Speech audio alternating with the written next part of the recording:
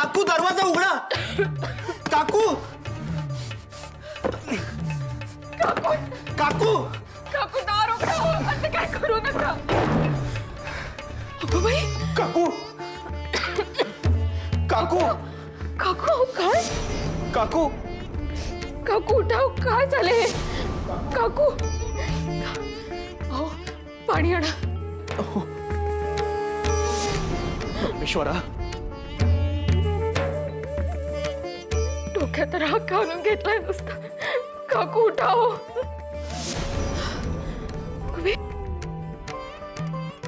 काकू काकू काकू उठा. काकू काकू उठा. काकू उठाव. काकू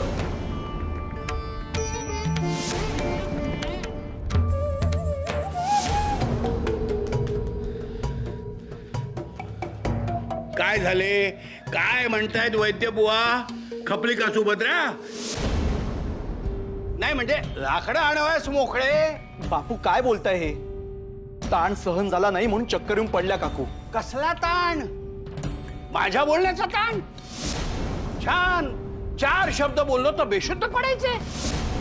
अरे एखादीने माझे अमृततुल्य बोल ऐकून स्वतःमध्ये बदल घडवून आणला असता. बदल काय तो एकच घडलाय तिच्यात.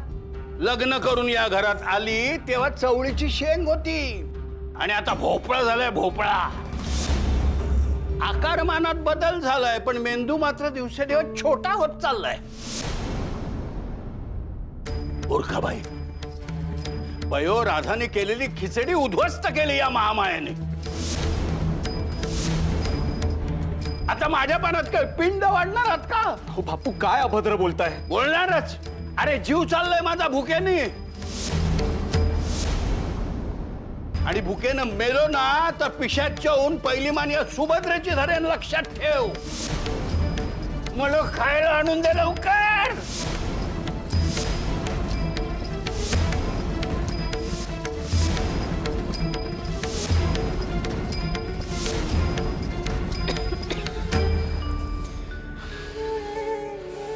सुभद्रा काकू खूप रडतायत. जीवाला लागेल असेच बोललेत हो बापू. त्या तरी किती सोसणार ना. आणि स्वयंपाक ही चांगलाच करतात त्या. विनाकारण शिक्का मारून ठेवलाय. तुम्ही मला इथे उपदेश करायला आलात का? त्यापेक्षा जा जेवणाचं काय ते बघा. बापू खवळलेत भुकेने. तेच सांगायचे होते हो. अलीकडे माझी तब्येत हवी तशी साथ देत नाही. तब्येतीचं कारण किती दिवस पुढे करणार आहात? पास झाले आता. अंग झटका आणि कामाला लागा. बघावं तेव्हा खंडीभर कारण तयारच असतात तुमच्याकडे. बापू काही उगाचच खवळत नाहीत. इथे पोटात भुकेने खड्डा पडलाय पण स्वयंपाकाच्या नावाने सारी बोंब आहे तुमची.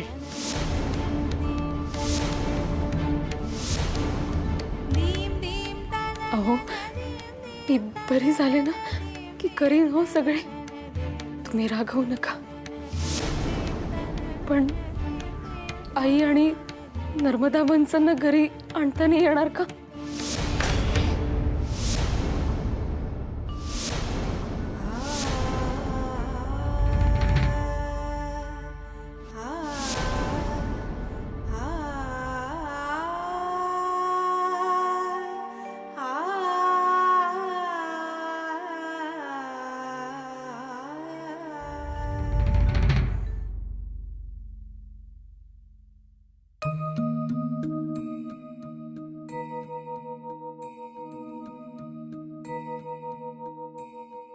काय रे, असा काय येतोय चोरासारखा?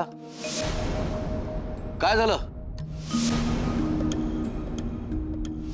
खरे तर आहे ना, सदाभाऊ सुशिलीला परचुऱ्यांकडून पटवर्धनकडे सोडण्यासाठी गेला होता. सांगतोस काय? हा, मी खोटे बोललो आणि त्याला चांगलाच धडा शिकवला. हा.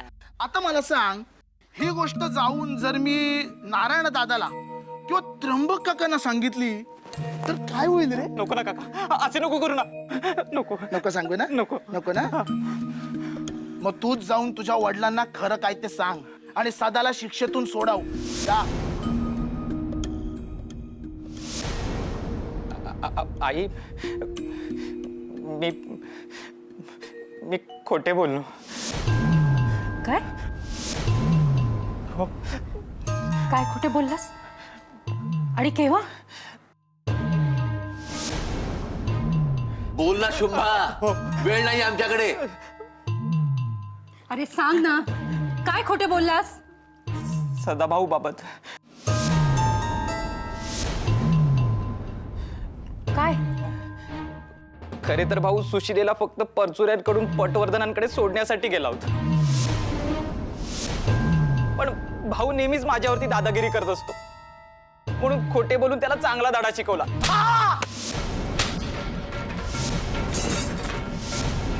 तू धडा शिकवलास त्यास? आई तू धडा शिकवला? तू धडा शिकवला? चुकले माझे. तू धडा शिकवलास? अरे तुझ्यावर विश्वास ठेवून मारले आम्ही त्यास. त्याला वाटेल तसे बोललो आम्ही, शिक्षा केली त्याला. आणि तू खोटं बोललास आमच्याशी? खोटं बोललास? त्याच्या चारित्र्यावर संशय घेतला आम्ही तुझ्यामुळे. कसंही वागलो, शिक्षा केली त्यास. तुला चल, आता मी धडा शिकवते तुला. उठ इथून. चल माझ्या बरोबर. चल चल. नको नाही. चल माझ्या बरोबर. आई. चल चल. नाक घास त्याच्या समोर, पाया पड त्याच्या खोटे बोलल्याबद्दल. का लाज वाटते आता? त्याला मार बसत होता तेव्हा आनंदाच्या उकळ्या फुटत होत्या ना तुला? हा? आता लाज वाटते का? आता पाया पडायला लाज वाटते तुला? पाया पड त्याच्या. आई आई अगं जाऊ दे ना, नको मारूस त्याला. बघ, शिक काहीतरी त्याच्याकडून. पाठीशी घालतोय तो तुला.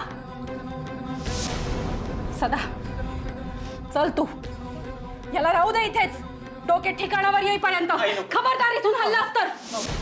आई आई आई नको ना भाऊ. आई आई उघडा ना. ताई, तुला पुन्हा सगळी खिचडी करायला लागली ना? हो. नीट जमली ना की आईला बोलू? नाही, राहू दे. मग अशी आईने शिकवले तेव्हा मी नीट लक्ष दिले. आता येते मला. आणि आई सुभद्रा आजीजवळ बसली. बापूंना भूक लागली. घरात काही नाही आहे म्हणून मी मुगाची खिचडी केली आहे. सखू, तू पाने पुसून ठेव आणि डब्यातले पोह्याचे पापड काढून दे. जा.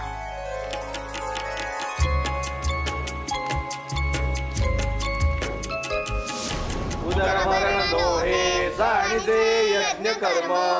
जय जय रघुवीर समर्थ.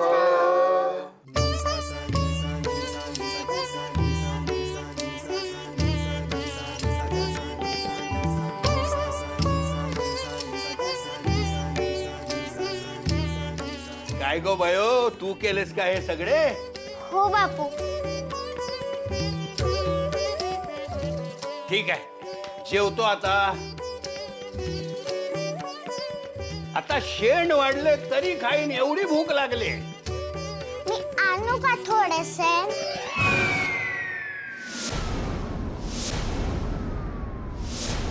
सखू सखू, काही काय बोलतेस? आता गप्प बैस तर मार खाशील.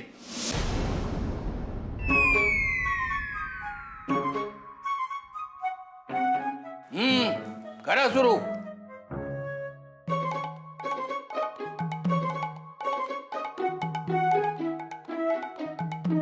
वाव.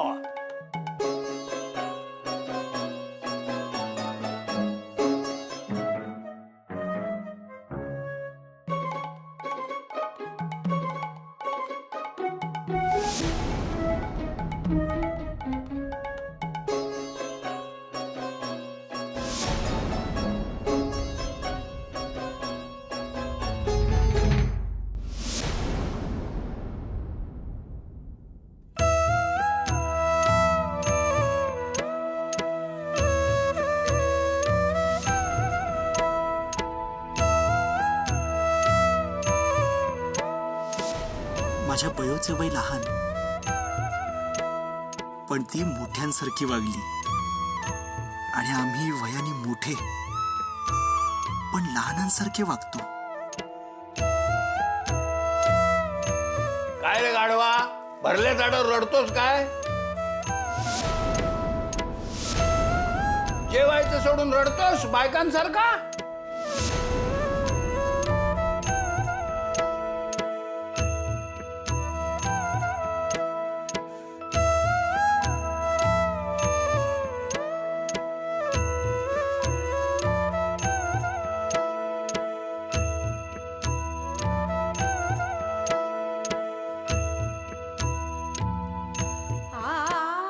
काय झाले नाना?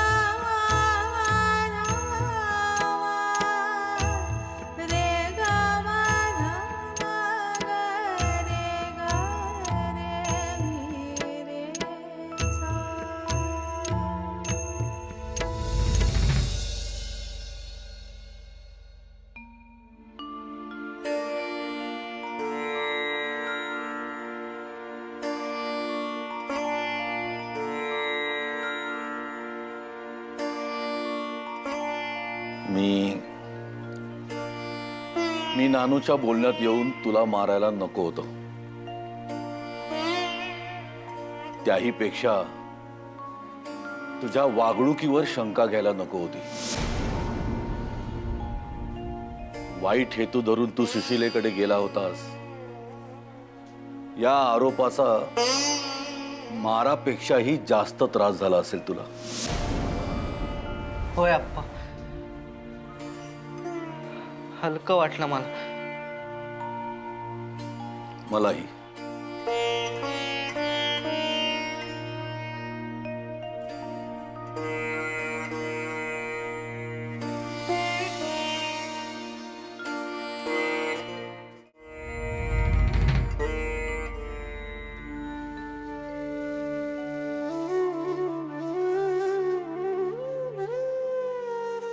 क्षमा मागितली मी सदाची. तू सांगितल्याप्रमाणे. आता राग सोड. मनापासून मागितलीत ना क्षमा? का मी सांगितले म्हणून देखल्या देवा दंडवत करून आलात? अगं मागितलं क्षमा मी त्याची. आता त्यात शंका कसली घेतेस? शंका नाही हो घेत.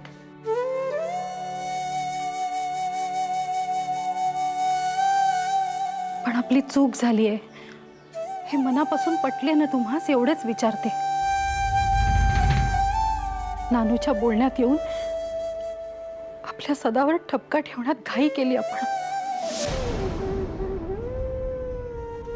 आई वडील म्हणून कमी पडलो आपण त्याला समजून घेण्यात. आपली सद्सद विवेक बुद्धी बाजूला ठेवून शिक्षा केली आपण त्यास. पण आपला सदा त्यातला नाहीये. असे वाकडे पाऊल टाकणाऱ्यातला नाहीये तो.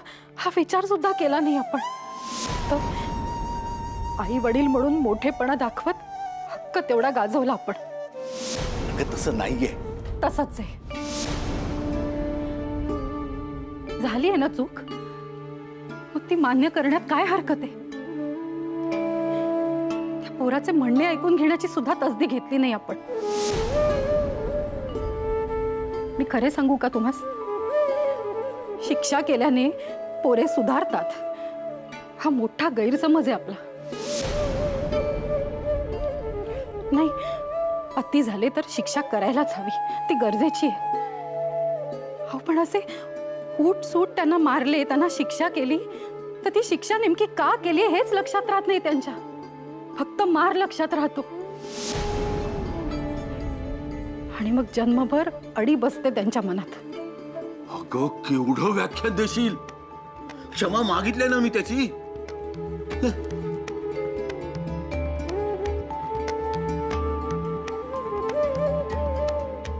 सदा पार बेशुद्ध पडण्यापर्यंत मजल गेली होती मी पुण्यात असताना.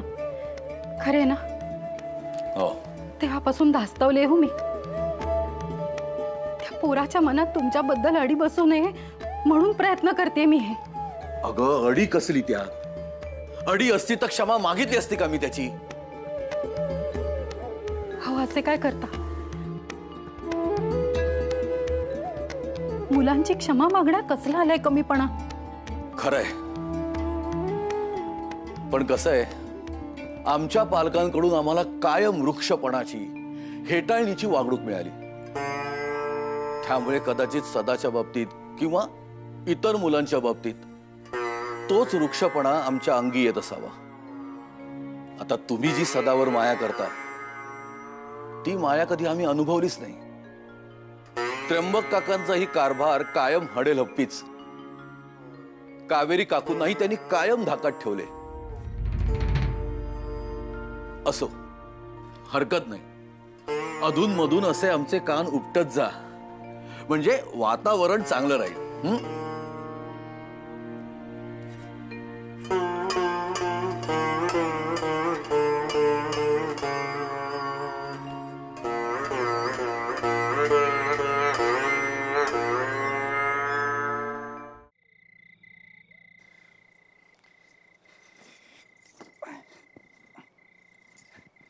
भयो, आज दुपारी खिचडी अगदी छान झाली गो.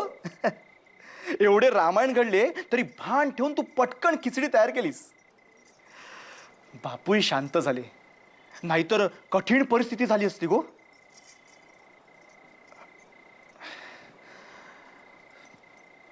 माझे मनी भरून गेले.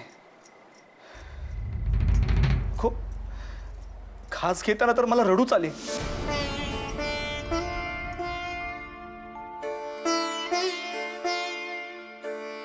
आम्हा मोठ्यांच्या तांडवात तुम्हा लहान मुलांचे हाल होतात गो.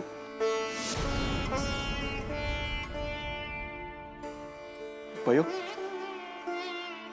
सगळा भार तुझ्यावर पडतोय गो. नाही नाना, असा विचार नका आणू मनात.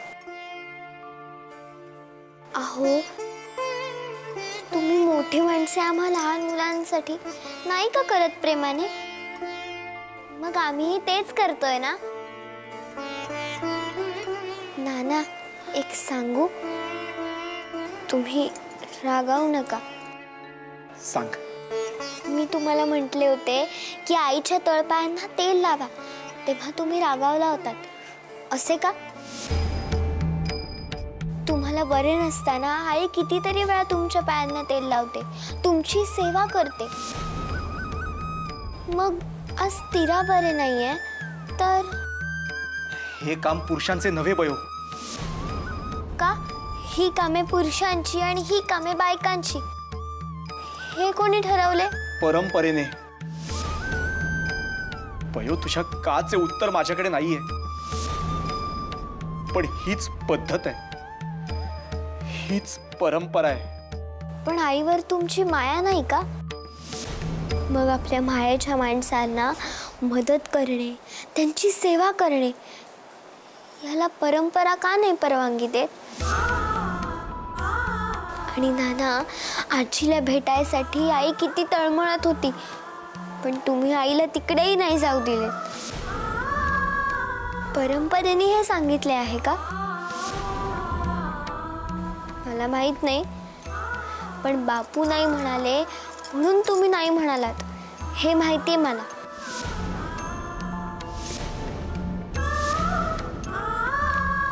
पण नाना, तुम्ही तर आईचे आहो आहात ना, मग तुम्ही का नाही हट्ट केला आईला गावाला पाठवायचा? आणि नाना, आई एवढी दुःखात आहे, पण तुम्ही एकदा मायेने तिच्या डोक्यावरून हात सुद्धा फिरवला नाहीये. झाली तुझी सुरुवात. तुला फक्त मोठ्यानं अक्कलच शिकव. नाना, तुम्ही माझ्यावर नाही रागवलात, तुम्ही स्वतःवरच रागवला आहात, हे माहितीये मला. हो ना?